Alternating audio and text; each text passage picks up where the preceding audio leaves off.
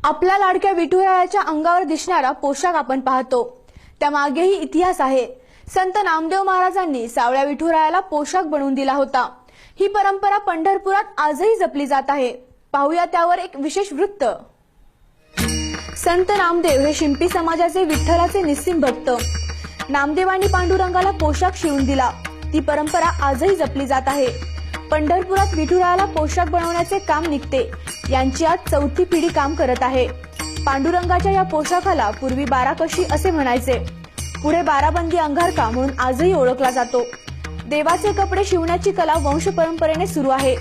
यासाठी खास रेशीम, जरी, सॅटिन, वेल्वेट या सारखे कापड वापरले जाते। 12 ठिकाणी बंद असलेला हा अंगारखा बनवताना टेप न लावता अंदाजे शिवला जातो। पंढरपुरातील विठोबा बरोबर इतरही देवांचे पोशाख बनवून देतात।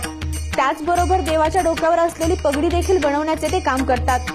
पूर्वी पांडुरंगाची महापूजा 5 ते 6 वेळेस होत होती, त्यामुळे पांडुरंगांचा पोशाख नवीन करावा लागायचा।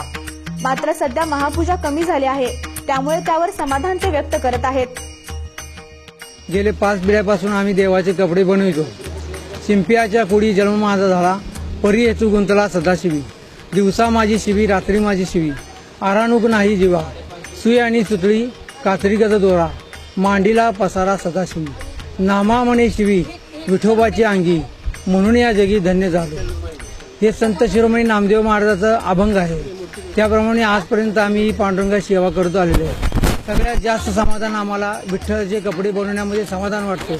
गेले युगे 28 वर्ष झाले पांडुरंग विटेवर उभा आहे आणि त्याच्या अंगावर आपला शिवलेला कपडा जातो। हा सर्वात जास्त आनंद आम्हाला वाटतो।